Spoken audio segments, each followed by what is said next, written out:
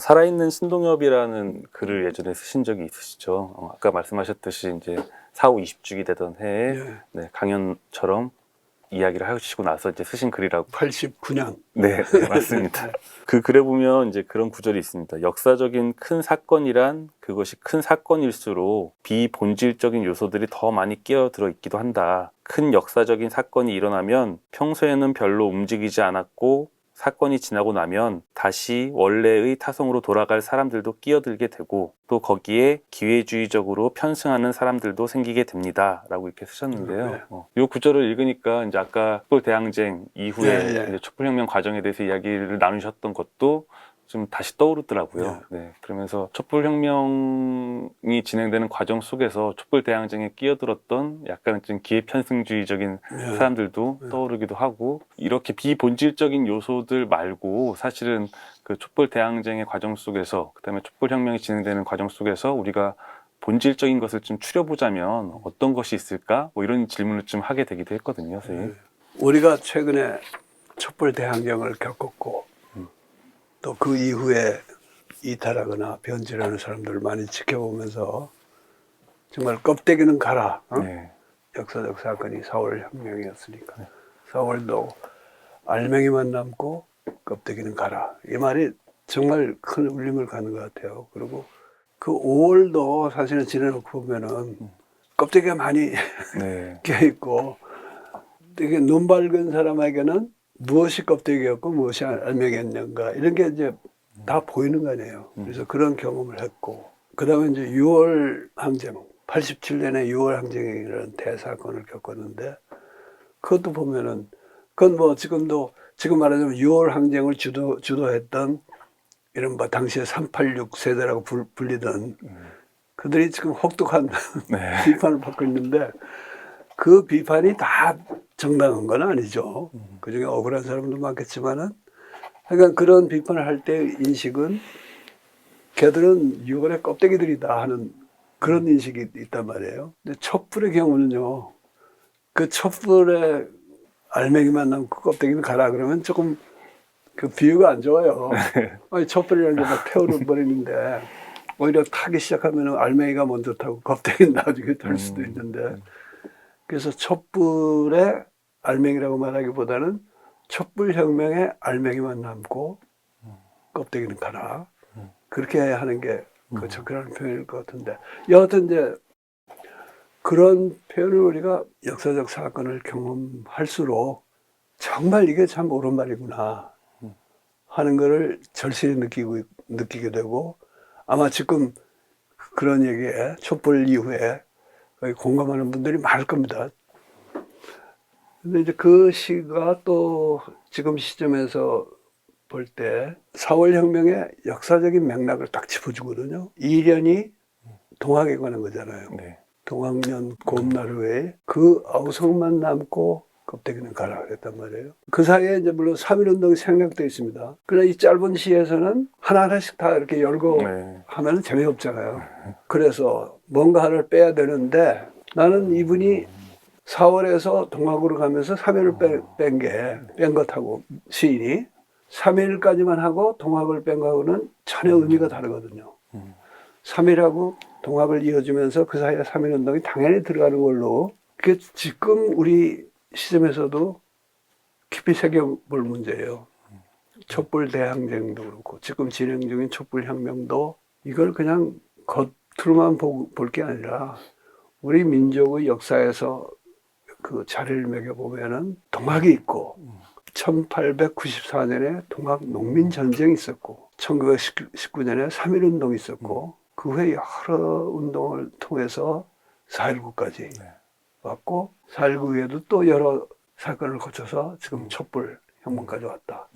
이 그 면면한 전통이랄까 그거를 이제 보는 게 중요하고 또 하나 중요한 것은 촛불혁명에서도 그렇지만은 그때 촛불대항쟁에 참여하면서 이게 나라냐 우리 나라다운 나라를 원한다 했을 때 그 군중들의 욕망 표피적인 욕망이 아니라 그들 가슴 깊이 맺혀 있고 그런 역사를 통해서 형성된 우리 민족과 민중의 욕망이 어떤 것인가 하는 거를 살피는 게 지금 중요한데 그거를 신동엽 시인은 4.19건 동학이건 그냥 민중봉기로 본 게 아니에요. 3년에 이제 그게 들어가잖아요. 껍데기는 갈아 해놓고 이곳에선 두 가슴과 그것까지 내놓은 아스달 아사냐가 부끄러운 빛나며 맞절할지니 그렇단 말이에요. 그러니까 이거는 사실은 뭐 무장혁명 이런 것도 전혀 차원이 다른 얘기예요.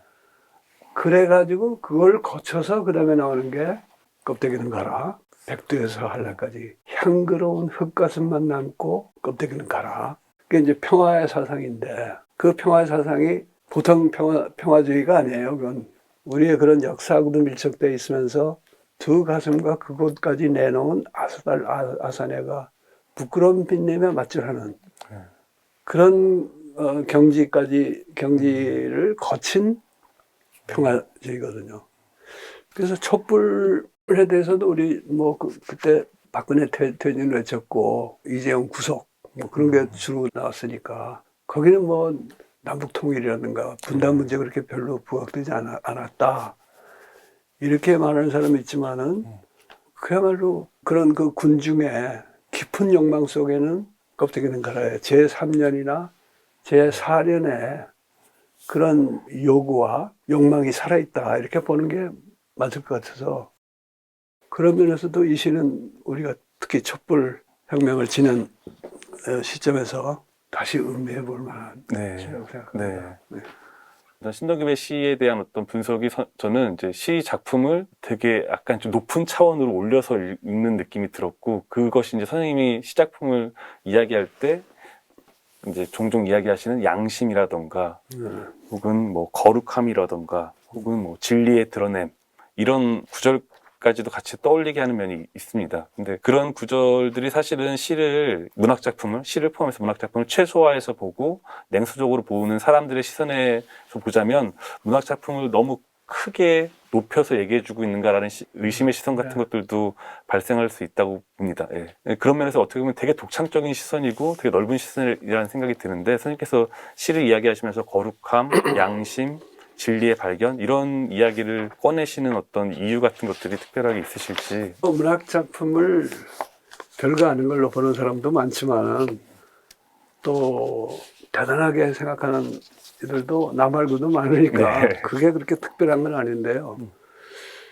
내가 이제 양심, 뭐 거룩함, 진리의 드러냄 이런 것들 얘기하는데 이게 다 비슷비슷한 단어들이에요.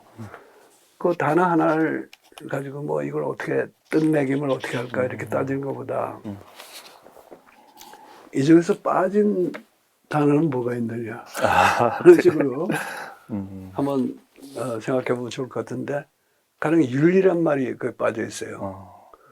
근데 윤리를 시에서 아주 빼자는 건 아니고 빼자는 건 아니지만은 흔히 요즘은 또 요즘 최근은 몰라도 한때 이제 윤리가 뭐 이슈였죠. 이슈였죠. 이슈고 대유행이었지. 문학의 윤리. 이제 우리 그 평단의 논의 과정에서 보면은 거기에 대한 비판이 주로 이제 랑시에르가 정치와 미학 얘기를 하면서 미학과 정치가 사실은 윤리보다 더 중요하다 하는 논의를 폈잖아요. 그래서 그때부터 아마 윤리 논의가 조금 수그러지긴 했지만은 그러나 지금도 특히 양심을 얘기하면은 양심이라는 게 윤리 통하는 거 아니에요. 나는 이제 그 양심이라는 게 그야말로 거룩함, 진리의 드러냄 하고 통하는 말로서 양심이니까 그거는 윤리하고는 좀 다른 차원입니다. 윤리하고 직접 통하는 양심의 개념은 그냥 프로이트에서 소위 초자라는 거 있잖아요. 그래서 무엇 하면 되고 안 하면 안 된다. 금지하는 것이 내면화돼 가지고 그런 게 윤리거든요. 근데 프로이트도 그 초자에 대해서는 굉장히 좀 회의적으로 보고 있지만은 윤리와 양심을 혼동하는 것은 또 양심을 양명학에서는 이제 양지란 말을 주로 쓰잖아요. 왕양명이. 근데 내가 1973년이죠. 미국에서 돌아와가지고 처음 쓴 긴 평론이 문학적인 것과 인간적인 것인데 거기서 양지 얘기를 많이 했어요. 근데 이게 고백하자면 내가 무슨 양명학을 잘 알아서가 아니고 그 무렵에 정인보 선생이 쓰신 양명학 연론이라는 책이 있어요. 그걸 읽고서 굉장히 감명을 받아가지고 그 양지라는 말을 많이 써먹었는데, 그러니까 그런 차원의 양심이나 양지는 이게 윤리, 특히 이런 계명을 담은 윤리하고는 다르거든요. 근데 그게 나는 우리 시대에 사람들이 원래 의미의 도덕이라는 개념을 다 거의 상실해 버렸어요. 그래서 도덕이나 윤리나 그게 그거라고 생각하는데, 원래 우리 동아시아 사상에서는 도의 개념이 있고요. 그 도에서 나오는 힘이 덕이거든. 그래서 이제 도와 덕인데, 그건 도와 덕의 그 덕을 시행하는 과정에서 윤리가 성립이 되지만은 도덕 자체는 윤리보다 한 차원 높은 건데, 양심도 이제 그렇게 보시면 될 것 같아요. 그래서 윤리라는 말이 빠져 있고, 또 하나는 시민문학론의 독자로서 네. 조금 눈에 띌 수 있는 게 사랑이라는 말이 사라졌어. 사랑이라는 말이. 그게 이제 여러 가지 그 배경이 있는데요. 하나는 지금도 그렇고 그 시절도 그렇고 대중문화나 이 가요 이게 사랑 타령이 너무 많잖아.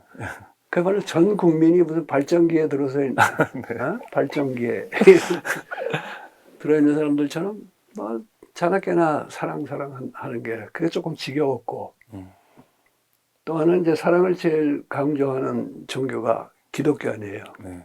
근데 기독교의 하나님의 사랑은 이제 구약 시대부터 있던 거고, 이웃 사랑을 그렇게 강조하잖아요. 신약에서는. 물론 이웃 사랑 좋은 거지만은 그거를 절대화하는 거는 나는 조금 문제가 있다고 봐. 그리고 그 계명 자체도 보면요, 이웃을 내 몸같이 사랑하라 그렇게 돼 있잖아요.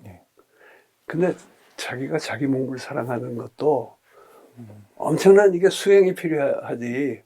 공부가 안 된 사람이, 어떤 사람은 자기 혐오에 차 있는 사람이 있는데, 아, 내가 나를 혐오하듯이 이웃을 혐오하라?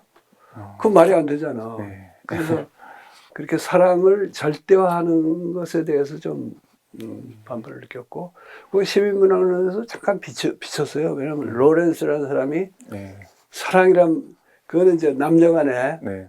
관계에서 어슬라가 자꾸 이제 사랑이란 말을 듣고 싶어 하는데, 버킨이 일부러 그 말을 안 쓰고 freedom together, 함께 자유로움, 그렇게 말을 바꿔요. 그래서 이제 그런 취지에 또 어느 정도 공감을 해서 시민문학론에서 그 사랑의 개념이나 이런 걸 내가 부정한 건 아니고 버린 건 아니지만은 그걸 너무 중심에 놓고 논하고 싶진 않다. 그래가지고 이제 거룩함, 또 진리의 드러냄.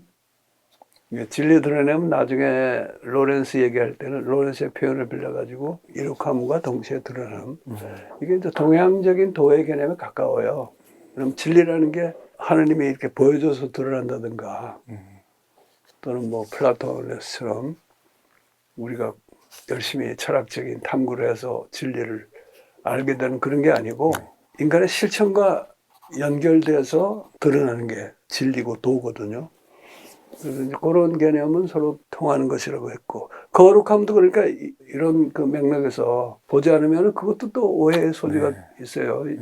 구약 성경에서 보면 거룩함의 정의는 하나님 말씀 잘 듣는 게 거룩한 거예요.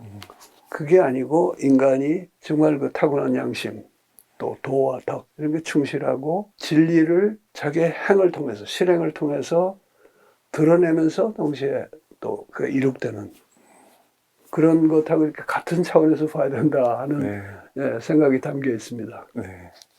해주신 말씀을 들으니까 특히나 이제 아까 말씀하셨듯이 한국문학 담론에서 최근에 뭐 이슈가 됐던 윤리 이런 것과 비교해서 이 이야기를 해주시니까 이 표현들 속에 숨은 뜻이 좀 더 명확하게 드러났다는 생각이 또 들기도 합니다. 네. 시와 관련된 이야기를 좀 더 나누자면, 이제 선생님의 그 리얼리즘에 관하여라는 글에서 보면 리얼리즘의 독자성을 이야기하는 부분에서 이제 시적 창조 이런 언급을 하십니다. 현실에 대한 정확한 인식은 시적 창조의 과정에서만 가능하다, 이렇게 서술해 주시는데요. 이 말이 저에게는 상당히 묘한 말이고 재밌는 말이라는 생각이 들었고, 이 시의 어떤 가치 같은 것들도 앞서 말씀해 주신 뭐 양심이나 거룩함의 차원이 아니라 다른 각도에서 또 시의 가치를 말씀해 주실 어떤 표현처럼 보였거든요. 네. 시적 창조라는 개념에 대해서 한번 좀 얘기를 해주실까요, 선생님? 그 리얼리즘에 관하여라는 글은 사실은 그 시 얘기는 많지 않습니다. 그죠? 네.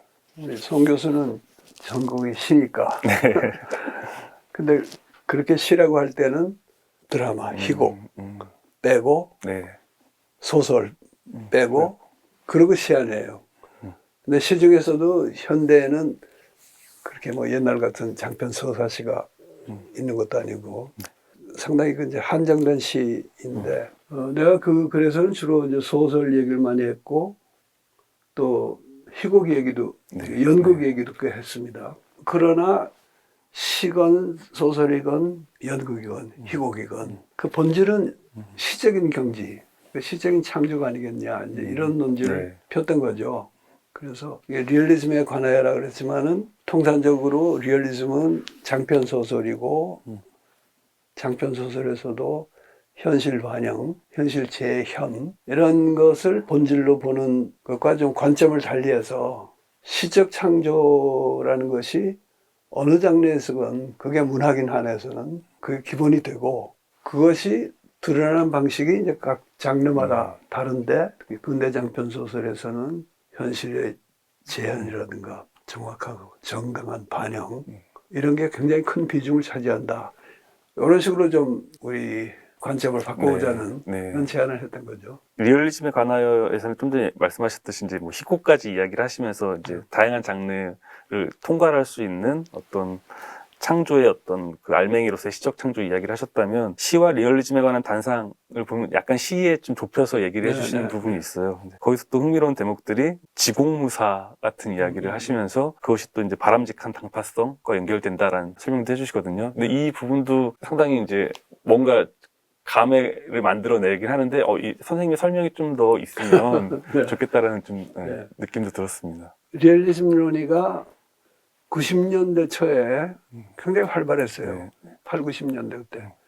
그리고 문단에서는 창비는 뭐 전부터 쭉 그 문제에 관심을 가져왔지만은 그 시점에서는 실천문학, 개관 실천문학이 제일 적극적이었습니다. 특집도 몇 번 하고 심포지움도 하고 그랬는데 큰 이슈 중에 하나가 그럼 시에서 리얼리즘은 뭐냐? 근데 대개는 뭐 대개라기보다 상당수는 장편 소설 위주로 발전된 기존의 리얼리즘론을 바탕으로 그럼 시에서 현실 재현이라든가 현실 반영을 얼마나 요구할 것이며 어떻게 되느냐 이제 그런 식으로 논의가 왔어요. 그래서 내가 짧은 글이지만은 그 리얼리즘에 관하여라는 글에서의 논지도 그건데 문학 자체에서 시적 창조가 또는 시의 경지가 본질이고 현실 반영이나 재현은 거기서 파생되는 문제인데 이게 장편 소설에서 나오는 방식을 짧은 시에 요구한다는 게 전혀 무리다. 그래서 그 시적인 경지를 어떻게 해석하느냐 할 때 가령 논어에 보면은 뭐 사무사란 말이잖아요. 시300이 이론이 폐지하면은 사무사다 이렇게 말씀하셨고 지공무사는 뭐 그게 원래 있던 말이지만은 원불교에서 아주 중시하는 개념입니다. 근데 그걸 그냥 지공무사 그러면 뭐 원불교 교리 갖다가 저 하는 것 같은데 그래서 나는 이제 서양 문학을 연구한 사람으로서 루카치가 당파성에 대해서 한 얘기가 있어요. 그 진정한 당파성은 객관성하고 통한다는 말을 합니다. 그래서 그 당파성과 동격에 다다른 그러한 당파성이 역사의 진보에 핵심적인 역할을 하는 그런 계급의 당파성일 때 그것이야말로 객관성이지 자연과학의 객관성 그거는 이제 아니다 하는 얘기를 한 적이 있는데 그거하고 관련해서 지공무사라는 거는 행동을 하면서 그야말로 지극한 공심으로 하고 낯이 없는 건 나가 없는 거죠. 지공무사. 그것도 과학적인 객관성하고는 다른 거예요. 지공무사라는 게. 그건 실천하고 일하고 공부하는 사람들의 공이지. 무슨 자연과학에서처럼 이런저런 주관적인 거 다 빼고 하는 공이 아니거든요. 오히려 자기대로 이제 최선을 다하면서 그 가운데 공심만 남고 사심은 사라지는 어떤 경지를 말한단 말이죠. 그래서 그거에 루카치하고 통하는 것이고, 사무사하고도 통하고, 그래서 그것을 시의 본질로 삼고, 거기서 그럼 어떤 시에서는 현실 반영을 얼마나 요구할 것이냐. 이런 식으로 이제 그 순서를 좀 바꿔보자는 논의였죠. 선생님의 설명을 들으니까 저는 약간 제가 생각하지 못했던 어떤 부분으로 이렇게 이어지는 것 같은데요. 저는 이 시적 창조라는 말을 약간 좀 단순하게 생각했던 것이 예전에 어느 그래서 선생님이 아리스토텔레스 시학도 이제 약간 가지고 와서 역사라는 것이 원래는 있는 걸 쓰는 거고 이제 시는 그때 시는 이제 지금 시랑 좀 다르긴 하지만 극은 있음직한 일을 쓰는 것하고 관련이 있다라는 대목을 가져와서 얘기하셨던 대목이 생각나서 시적 창조도 사실은 지금 있는 걸 재현하는 것이 아니라 아직 오지 않은 어떤 것까지를 포함한 재현의 과정이 들어있는 것이 시적 창조가 아닐까 뭐 이런 생각을 했던 적이 있었는데 아리스토텔레스 그 지적은 굉장히 중요한 지적이긴 한데 역시 아리스토텔레스는 플라톤 이후에 서양 철학자 중에 한 사람이죠. 위대한 철학자지만 그런 존재에서 있는 것, 있음직한 것 구분하면서 있는 걸 있는 그대로 서술하는 건 역사가의 임무고 있음직한 것 그러니까 더 이제 일반화해서 진실을 말해주는 게 시인이다. 네. 시인이고 이제 작가이다 이렇게 이런 이야기인데 거기에는 내가 앞서 말하던 진리의 드러냄이라든가 거룩함이라든가 또 도와 도의 힘으로서의 덕 이런 개념이 이미 그 빠져 있어요. 예, 서양 철학이 이제 벌써 그 시점에 보면 우리 동아시아 사상하고는 다른 길을 가고 있습니다.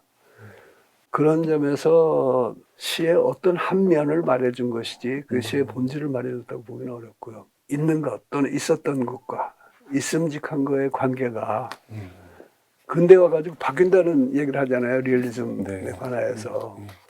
그다음에 이게 이제 과학의 시대에 오면은 과학이라는 건 그야말로 있는 것도 아주 굉장히 한정된 방식으로 엄밀한 과학적 방법으로 인식하는 것은 있고 나머지는 없거나 모른다.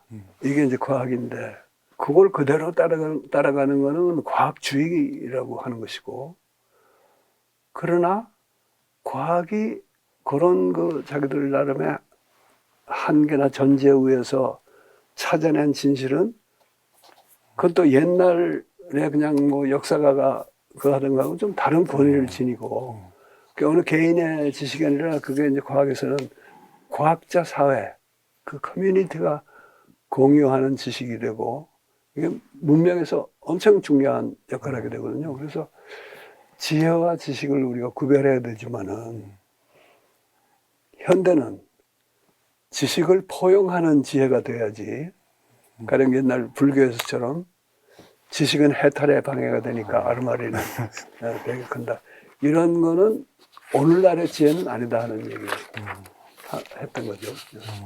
저 마지막 질문을 이제 덧붙여 드릴 것 같은데요. 민족문학의 현 단계에서 토속의 향배라는 장이 있지 않습니까? 네. 그 장을 읽으면서 이제 제독하면서 여러 가지 생각이 들었는데 그 토속성이라는 것이 사실은 주체적인 민족 발전의 터전이 된다라는 그 견해도 새롭게 새삼 깨달았고요. 제 개인적인 체험으로는 최근에 어떤 지방 여행을 하고 서울로 돌아오는 과정 속에서 기차가 이제 그 노량진을 통과하면서 어떤 용산에 있는 다리를 건너니까 제 몸이 서울에 맞춰서 뭔가 이렇게 감각을 바꾸는 듯한 재정비하는 듯한 느낌이 들었고 그런 연상이 이어지다 보니까 내가 잘 말하고 이해하고 있는 문학이 사실은 서울 문학일 수 있겠다라는 생각이 좀 들었습니다. 그게 이제 서울과 지방 사이에 이 어떤 묘한 경계, 문턱 같은 것들이 있다는 생각까지 이어졌는데요. 촛불 대항제 혹은 촛불 혁명과 관련돼서 생각을 하면 우리가 촛불을 말할 때 보통 광화문에 있는 촛불들을 이야기하는데 사실은 광화문 문턱 서울 바깥에 있는 지방의 촛불은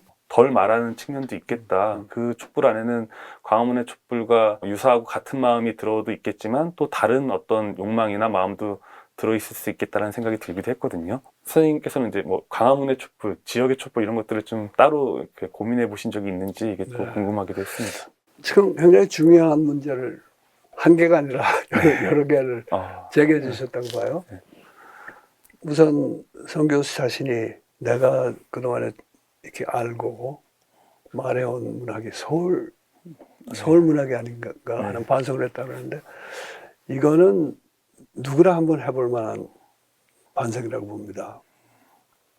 그게 꼭 서울 사는 평론가만이 아니고 독자만이 아니고 지금은 사실은 우리 시골이라는 것도 거의 뭐 서울 서울공화국의 변두리지 독자적인 지방이나 그 옛날식의 시골이 갖고 있던 토속 이런 걸 간직한 거는 여기저기 이제 이런 좀 부분적인 구역들만 남은 게 아닌가 싶고요. 대부분은 시골에 살아도 서울 문학의 정서에 이렇게 길들여 있는 그런 작가들이 많은 것 같습니다. 평론가들은 더하고 지역을 중시하는 그런 발언을 하는 분들 가운데도 사실은 내가 이 토속의 향비라는 대목에서 거론했던 그게 얼마나 동조하는지 모르겠어요.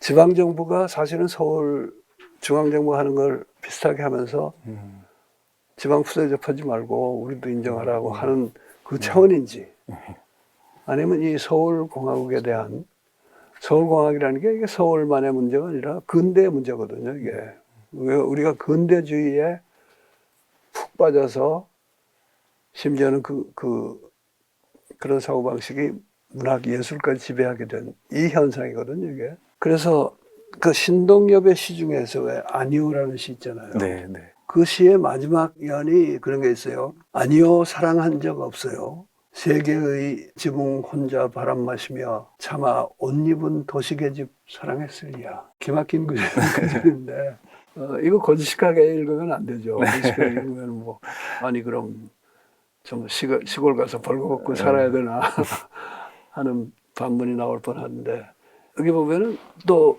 세계의 지붕 혼자 바람 마시며 이 대목도 굉장히 묘한 대목입니다.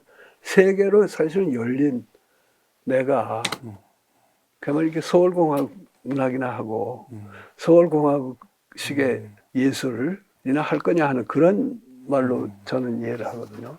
도시에서 옷 입고 사는 여자를 다 규탄하는 말이 아니고 또 계집이란 말을 써서 뭐 일부러 폄하하는 것도 아니고요. 그러나 우리가 문학을 하면서 스스로 옷 입은 도시계집 내지는 옷 입은 도시계집을 또는 계집만을 사랑하는 남자의 문학을 하는 게 아닌가 하는 것은 우리가 끊임없이 반성할 문제라고 생각합니다. 그 광화문 촛불에도 그게 서울 광화문 광장에 의해서 주로 서울 사람이 모였기 때문에 갖는 한계가 있지만은 그러나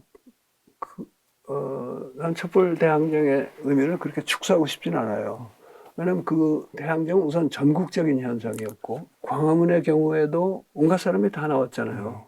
그 중에는 서울문학 하는 사람 그런 사람도 있지만은 서울에 살지만 그런 것에 탈피했거나 하고 싶어하는 사람 또 광화문까지는 뭐 지방에서도 많이 올라오고 있으니까 그것을 그 광화문 촛불을 그렇게 축소하지 하고 싶지는 않은데 오히려 광화문 경우에 한계가 있다 그러면은 먹고 살기가 바빠서 토요일 그 집회에도 못 나오는 사람들 있잖아요.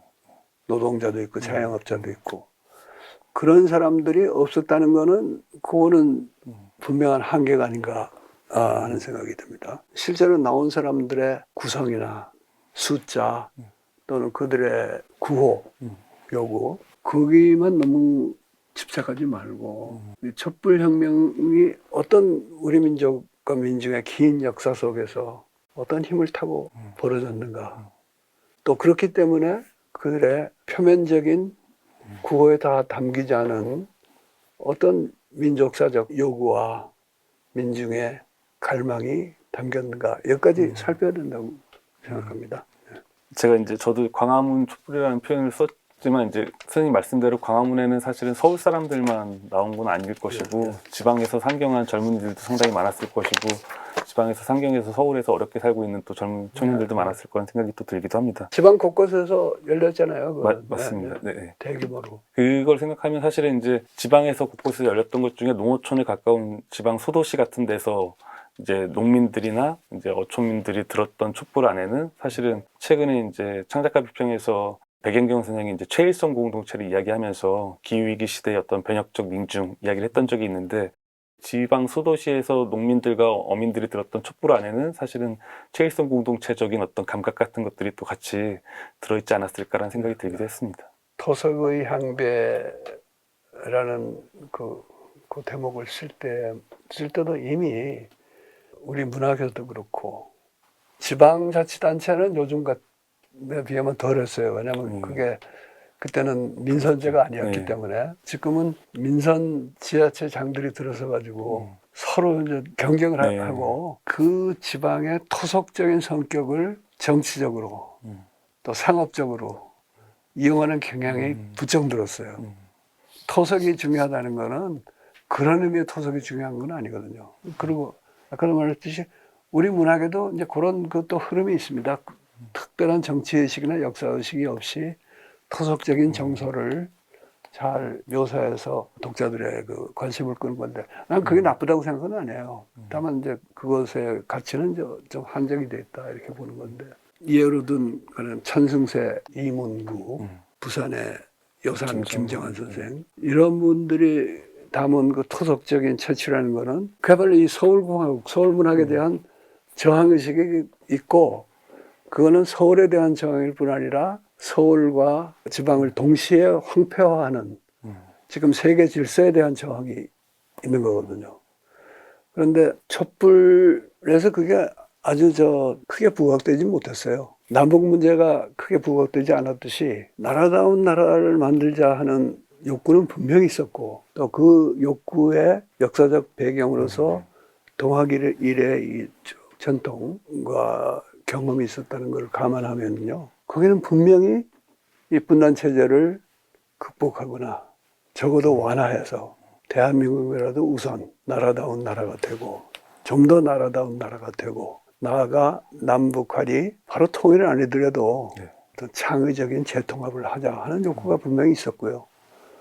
또 지역과 서울도 지금처럼 이렇게 가지고 지역도 황폐화되고 도시든 과밀하고 그래서 또 망가져가는 이런 건 나라가 아니다 하는 인식이 있었다고 봅니다. 그래서 우리가 지금 그런 걸 찾아내서 대중들과 공유할 수 있는 그런 작품으로 만들고 담론을 펼치는 것이 우리 시대 문학인들의 중요한 임무가 아닐까 하는 생각을 합니다. 뭐 짧은 시간이었지만 스님과 대화를 나누는 과정 속에서 촛불혁명에 대해서도 저 개인적으로는 좀 더 다층적으로 생각할 수 있는 계기가 되기도 했고요. 그리고 문학 작품을 스님과 얘기 나누는 시간은 늘 즐거운 것 같아요. 저는 스님이 꼭 뭐 예전에 어떤 선배 문인들과 뭐 이렇게 직접 만난 체험이 있어서가 아니라 그분들의 언어를 후배들에게 이제 자상하게 읽어주는 그런 작업들이 늘 있어 왔기 때문에 그런 신뢰 때문에 스님과 대화가 좀 흥미롭고 더 재밌지 않나라는 생각이 들기도 하고요. 유튜브 채널을 통해서 많은 사람들과 이제 한국 사회의 문제에 대해서 그리고 한국에서 쓰인 좋은 문학 작품에 대해서 이야기를 나눌 수 있는 기회에 저를 초대해 주셔서 감사하다는 말씀을 드리고 싶습니다. 네. 감사합니다. 송정훈 형은 지금 40대 초죠? 네, 그렇습니다. 그 40대 초에 젊은 후학이 이런 덕담을 해줘서 나도 힘이 납니다. 고맙습니다. 네. 백낙청 TV를 시청해 주신 여러분 감사합니다. 앞으로도 많은 관심을 갖고 찾아주시기를 부탁드립니다.